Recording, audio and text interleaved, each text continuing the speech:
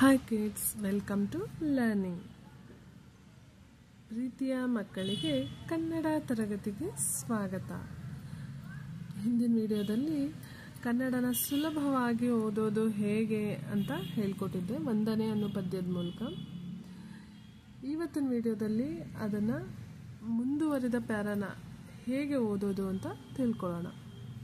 In this video we will learn about how to read Kannada words easily. So Kannada ತುಂಬ easy ಇದೆ, ಮನಸ್ಸಿಟ್ಟು ನೀವು ಕಲೀರಿ. ಈಗ ರೀಕಾಲ್ ಮಾಡೋಣ. ಹಿಂದಿನ ವಿಡಿಯೋದಲ್ಲಿ ಏನು ಹೇಳ್ಕೊಟ್ಟಿದೆ ಅದನ್ನು ಒಂದ್ಸಾರಿ ರೀಕಾಲ್ ಮಾಡೋಣ. ವಾ ಅನುಸ್ವಾರ ದ ನೆ, ವಾ ಅನುಸ್ವಾರ ದ ನೆ, ವಂದನೆ. ನವಮಾಸ ಹೊತ್ತು ನನ್ನನ್ನು ಹೆತ್ತು ಸಾಕಿದ ತಾಯಿಗೆ ವಂದನೆ. ಇದನ್ನ ಹೇಗೆ ಓದೋದು ಅಂತ ಹಿಂದಿನ ವಿಡಿಯೋದಲ್ಲಿ ಹೇಳ್ಕೊಟ್ಟಿದ್ದೆ. ಈಗ ನೆಕ್ಸ್ಟ್ ಪ್ಯಾರಾನ ಹೇಗೆ ಓದೋದು ತಿಳ್ಕೊಳ್ಳೋಣ. ಸೊ ಈಗ ಸ್ಟಾರ್ಟ್ ಮಾಡೋಣ. ಇಂಗ್ಲಿಷ್ ಮೀಡಿಯಂ ಮಕ್ಕಳಿಗೆ ಒತ್ತು ದೀರ್ಘ ಇದೆಲ್ಲ ಇದ್ದಾಗ ಬೇಗ ಓದೋದಕ್ಕೆ ಆಗಲ್ಲ. ಸೊ ಈ ಮೊದಲನೇ ಅಕ್ಷರದಲ್ಲಿ ಒತ್ತು ಎಲ್ಲ ಇದೆ, ಹಾಗಾಗಿ ಈ ಅಕ್ಷರ ಯಾವುದು ಅಂತ ನಾವೀಗ ಹೇಗೆ ಕಂಡುಹಿಡಿಯೋದು ಅದಕ್ಕೆ ಹೇಳ್ಕೊಡ್ತೀನಿ. ಫಸ್ಟ್ ಅದು ಮಾ ಅಕ್ಷರ ಆಗಿರೋದ್ರಿಂದ ಮಾ ಅಕ್ಷರದ ಕಾಗುಣಿತನ ಬರೆಯೋಣ. ಮಾ ಮಾ ಮಿ ಮೀ ಮು ಮೂ ಮೃ ಮೆ ಮೇ ಮೈ ಮೋ ಮೋ ಮೌ ಮಂ ಮಹ. ಇದು ಮಾ ಅಕ್ಷರದ ಕಾಗುಣಿತ ಆಯಿತು. ಯಾವೆಲ್ಲ ಅಕ್ಷರ ನಿಮಗೆ ಓದೋದಕ್ಕೆ ಕಷ್ಟ ಆಗುತ್ತೋ ಆ ಅಕ್ಷರದ ಕಾಗುಣಿತನ ಬರ್ಕೊಂಡ್ರೆ ಈಸಿ ಆಗುತ್ತೆ. ಈಗ ಇಲ್ಲಿ ಮೊದಲನೇ ಅಕ್ಷರ ಏನಿದೆ ಅದು ಎಲ್ಲಿದೆ ಫಸ್ಟ್ ನೋಡೋಣ. ನೋಡಿ ಇಲ್ಲಿದೆ ಅಲ್ಲ, ಕಾಣಿಸ್ತಿದೆ ಅಲ್ಲ, ಇಲ್ಲಿದೆ. ಸೊ ಇದನ್ನ ಹೇಗೆ ಪ್ರೊನೌನ್ಸ್ ಮಾಡ್ತೀವಿ ಮತ್ತೊಂದ್ಸರಿ ನೋಡೋಣ. ಮ ಮಾ ಮಿ ಮೀ ಮು ಮೂ ಮೃ ಮೆ ಮೆ ಮೈ. ಸೊ ಮೈ ಅಂತ ಬರುತ್ತೆ. ಮೈ ಆಯ್ತು. ಈ ಅಕ್ಷರ ಯಾವುದು? ಮೈ. ಈಗ ನೆಕ್ಸ್ಟ್ ಅಕ್ಷರ ಯಾವುದು?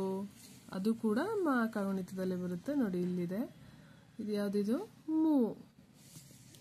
ಮೈ ಮೂ ರಿ, ಮೈ ಮುರಿ. ರಾ ಗುಡಿಸು ರಿ, ಮೈ ಮುರಿ.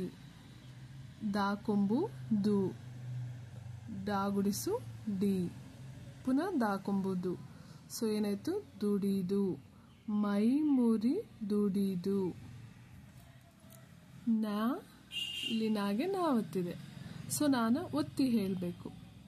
ನನ್ನ, ನಾಗೆ ಕೊಂಬಿದೆ, ಇದನ್ನು ನಾವು ಕೊಂಬು ಅಂತ ಹೇಳ್ತೀವಿ. ಸೊ ನು ಆಗುತ್ತೆ. ನಾ ಕೊಂಬು ನು, ನನ್ನನು. ಮೈ ಮುರಿ ದುಡಿದು ನನ್ನನು. ನೆಕ್ಸ್ಟ್ ಸಾ, ಇದು ಲಾ ಅಕ್ಷರಕ್ಕೆ ಕೊಂಬಿದೆ. ಲಾ ಕೊಂಬು ಲು. ಇದು ಹಾ ಗುಡಿಸು ಹಿ, ಸಲುಹಿ. ನನ್ನನು ಸಲುಹಿ. ನೆಕ್ಸ್ಟ್ ಬಾ ಏತ್ವ ಬೇ, ಬಾ ಏತ್ವ ಬೇ, ಬೇ. ಇದು ಲಾ ಏತ್ವ ಲೆ, ಬೆಳೆ. ಸಾ ಗುಡಿಸು ಸಿ, ಬೆಳೆಸಿದ, ಬೆಳೆಸಿದ.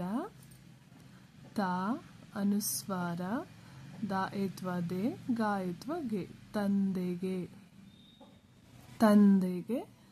ನೆಕ್ಸ್ಟ್ ಇದು ಪದ್ಯದ ನೇಮೆ ಆಗಿದೆ. ವಂದನೆ, ಬೆಳೆಸಿದ ತಂದೆಗೆ ವಂದನೆ. ಮತ್ತೊಂದ್ಸರಿ ನೋಡೋಣ.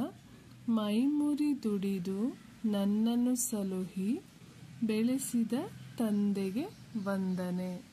ಅಂದರೆ ಕಷ್ಟಪಟ್ಟು ದುಡಿದು ಹಣ ತಂದು ಅದಕ್ಕೆ ನಿಮ್ಗೆ ಬೇಕಾಗಿರೋ ಏನೇನು ಅವಶ್ಯಕತೆ ವಸ್ತುಗಳಿದೆಯೋ ಅದನ್ನು ತಂದು ಕೊಟ್ಟು ನಿಮ್ಮನ್ನು ಸಲುಹಿದ ತಂದೆಗೆ ಈ ಮೂಲಕ ನಾವು ವಂದನೆ ಸಲ್ಲಿಸ್ತಾ ಇದ್ದೀವಿ, ಅಂದರೆ ಥ್ಯಾಂಕ್ಸ್ ಹೇಳ್ತಾ ಇದ್ದೀವಿ. ಸೊ ಹಿಂದಿನ ಪ್ಯಾರಾದಲ್ಲಿ ತಾಯಿಗೆ ಥ್ಯಾಂಕ್ಸ್ ಹೇಳಿದ್ರೆ ಈ ಪ್ಯಾರಾದಲ್ಲಿ ತಂದೆಗೆ ಥ್ಯಾಂಕ್ಸ್ ಹೇಳ್ತಾ ಇದ್ದೀವಿ. ಈ ವಿಡಿಯೋ ನಿಮಗೆ ಇಷ್ಟ ಆಗಿದೆ ಅನ್ಕೋತೀನಿ. ಈ ವಿಡಿಯೋ ಇಷ್ಟ ಆಗಿದ್ರೆ ಲೈಕ್ ಮಾಡಿ, ಶೇರ್ ಮಾಡಿ, ಹಾಗೆ ಸಬ್ಸ್ಕ್ರೈಬ್ ಮಾಡಿ.